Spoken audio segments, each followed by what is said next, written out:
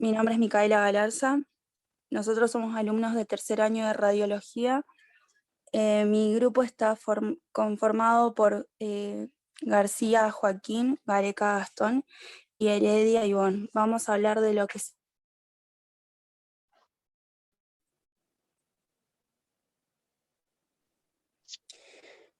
La resonancia magnética es un estudio no invasivo e indoloro. Este estudio proporciona una visión muy detallada para ver el interior del cuerpo. Este estudio no utiliza lo que serían rayos X, sino que utiliza ondas de radiofrecuencia. Esto nos ayuda a detectar enfermedades infecciosas, tumores, problemas vasculares, cáncer, entre otros. También permite a los médicos tener una visión más detallada y también dar un mejor diagnóstico. En este estudio podemos utilizar lo que sería un medio de contraste llamado gadolinio. Ahora voy a hablar de lo que sería el ordenador. El ordenador es todo lo que controla el equipo de resonancia magnética. En él podemos encontrar que se divide en dos. Se divide en el ordenador principal y el secundario. El ordenador principal ejecuta el software, por lo tanto ejecuta todas las funciones del equipo, como por ejemplo lo usamos para modificar parámetros, para visualizar las imágenes, enviarlas a un PACS o a las diferentes estaciones de trabajo. Y después tenemos lo que sería el ordenador secundario, que es un potente ordenador. Este utiliza varios microprocesadores que se encargan de todos los cálculos matemáticos. Y gracias a esto, a partir de los datos recogidos de la antena receptora, podemos crear la imagen. Una vez que creamos las imágenes, la guardamos en el disco duro. Pero si el paciente la quiere de una forma permanente, le podemos brindar estos estudios, los resultados en un CD o en un DVD. Ya no se usa mucho lo que sería el CD y el DVD, porque lo reemplazamos por lo que son los archivos de sistema de comunicación de imagen, como por ejemplo el PACS y el disco. El estudio de resonancia dura por lo general 45 a 60 minutos, aunque a veces puede durar hasta 2 horas. Una vez que nosotros como técnicos realizamos el estudio, verificamos que las imágenes estén claras. En el caso que falte alguna parte del cuerpo, se le pedirá al paciente más fotografías, es decir, que lo volveremos a hacer. Voy a hablar de lo que sería el hardware. El hardware, estos son un conjunto de componentes físicos de los que están hecho el equipo. Como por ejemplo tenemos la camilla del paciente, que es donde es colocado el paciente y después es ingresado al imán. La mesa es automática y de fácil acceso. El peso que resiste la camilla sería más o menos de 200 kilos.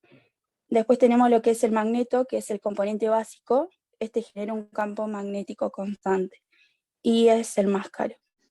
También tenemos receptores de bobina que se encargan de la transmisión y recepción para explorar todo el cuerpo. Tenemos como por ejemplo que se dividen en bobina de cabeza, bobina de cervical, bobinas de cuerpo flexible, que vendría a ser el abdomen y la pelvis, y tenemos la de columna lumbar, de rodilla, codo, tobillo, hombro. También podemos hablar de lo que sería la computadora, el sistema de control de la computadora. Como algunos datos, tenemos que la computadora tiene que tener 4 GB de RAM, 500 GB de memoria de disco duro. Esto nos ayuda a almacenar hasta 3 millones de imágenes. Las computadoras también usan un sistema operativo que puede ser el Windows XP profesional. En esta utilizamos una red de trabajo, como por ejemplo el DICOM 3.0, que nos ayuda al intercambio de archivos, envío de imágenes, impresión y también la lista de los pacientes. Bueno, yo soy Heredia Ivonne y voy a hablar de lo que es el software. El software es la clave para la obtención de una variedad de secuencias que son específicos de lo que su médico está buscando. Sirven para programar secuencias, procesar la señal y reconstruir la imagen y realizar el post-procesado de la imagen. Dentro del software encontramos dos. El software Magnate 1.5T, que dentro del paquete tenemos la conversión de imágenes, la impresión en tiempo real, DICOM 3.0, el monitoreo del magneto y la inspección del sistema. Dentro de las aplicaciones avanzadas podemos encontrar que tiene comparación de imágenes, provee la comparación de varios cortes múltiples en una pantalla, la opción de no grabar, un software de revisión de imagen inteligente, permite la revisión de archivos de imágenes en cualquier otro computador, la base de datos de secuencia numerosa, que puede ser personalizada por el operador. Después tenemos la secuencia de imágenes y parámetros. La imagen medida T1 y T2, la densidad del protón y la supresión de agua. Tenemos el procesamiento de imágenes y manipulación. Las funciones de la base de datos, la búsqueda alfabética, cronológica por identificación del paciente, por buscar por la parte del cuerpo, género, edad, etc.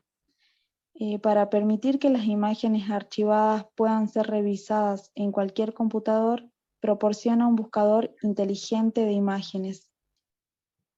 Dentro de las tareas múltiples, podemos decir que todas las operaciones pueden realizarse en paralelo. Y tenemos el indicador de tareas en segundo plano. Después tenemos el software Evolution 15, que combina actualizaciones de software y nuevas actualizaciones de hardware, proporciona imágenes de mejor calidad y optimiza el flujo de trabajo. Reduce el tiempo de exploración hasta 50%, utiliza nuevas secuencias de imágenes, las cuales aumentan la relación señal-ruido, mejoran el contraste, reducen el tiempo de escaneo y disminuyen las distorsiones metálicas. Facilitan aplicar un protocolo de adquisición rápida para la evaluación de la columna soportando peso. Las secuencias isotrópicas 3D reducen el tamaño del voxel y posibilitan la reconstrucción multiplanar de alta resolución. Mi nombre es García Joaquín y yo voy a hablar un poco de los factores intrínsecos. Los factores intrínsecos son inherentes de cada tejido o sustancia y no se tiene control de ellos. Los parámetros de los factores son la densidad protónica, T1 y T2. La densidad protónica es la cantidad de protones de una sustancia o tejido que determina la intensidad de la señal. Por ejemplo, el hueso cortical posee poca cantidad de hidrógeno, entonces la señal va a ser baja o prácticamente nula.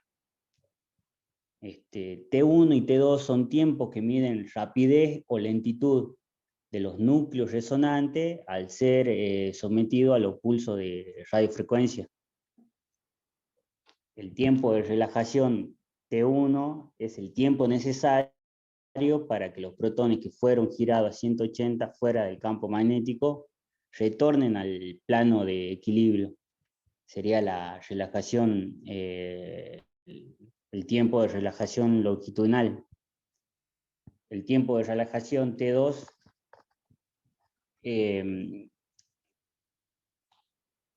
es el tiempo necesario para que los protones relajen su dirección transversal, la relajación transversal. Los pasos para un estudio de resonancia magnética serían: se coloca al paciente dentro de un imán, y acá se producen dos fenómenos, la polarización de la magnetización y la precesión incoherente. La polarización de la magnetización: dentro del resonador, los átomos de hidrógeno alinean su spin con el campo magnético externo. La alineación puede ser en sentido paralelo o antiparalelo. La alineación paralelos es de menor energía, mientras que la antiparalelo de mayor energía. La precesión incoherente, el movimiento de precesión es una rotación o vibración provocada por el campo magnético externo. Es un movimiento cónico. Los núcleos precesan a una determinada frecuencia por intensidad del campo magnético. La alineación que predomina en la polarización de la magnetización es la de menor energía, o sea, sería la alineación paralela. Y ese sería, y mi compañero ahora continúa con la onda de radiofrecuencia.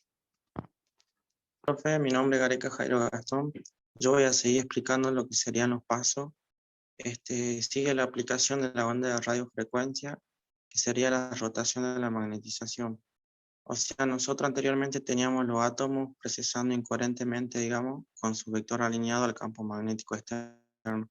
Pero cuando le aplicamos una onda de radiofrecuencia, que es energía, se produce la rotación, que puede ser una rotación de 90 a 180 grados, dependiendo de la cantidad de radiofrecuencia, o sea, dependiendo del pulso, que son dos, que de 80 o de 90 grados. También se produce la precesión coherente, que es, digamos, cuando precesan en la misma fase, o sea, realizan un movimiento cónico todos juntos y tienen que ser coordinados. Para que suceda esto, digamos, las ondas de radiofrecuencia tienen que ser similares a la frecuencia de precesión. O sea, esto permite el intercambio de la energía y se la denomina como resonancia magnética nuclear.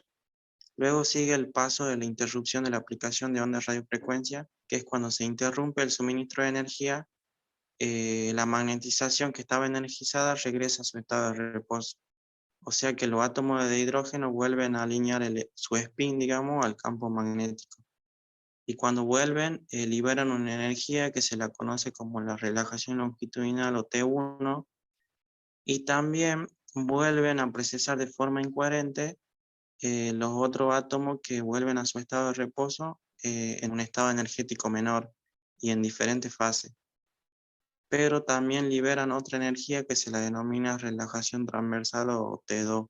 O sea que se debe saber que la energía, estas dos energías que liberaron cuando regresan a su estado de reposo, es la energía que se recolecta y se utiliza para la formación de la imagen en lo que sería la resonancia magnética. Y por último está lo que sería la relación señal-ruido, que representa la señal, la relación entre la amplitud de la señal recibida por la antena y la media de la amplitud del ruido, que también es recogida por la misma, digamos. O sea que cuando el pulso de radiofrecuencia es largo, digamos, la señal va a ser más alta. Y el ruido, o sea, procede en lo que sería las imperfecciones del sistema de resonancia magnética. O sea, por ejemplo, el movimiento de la persona al momento de realizar el estudio se la denomina como ruido porque afecta lo que sería la imagen. Y con este último tema terminaríamos la explicación de nuestro PowerPoint, profe, y con esto terminamos.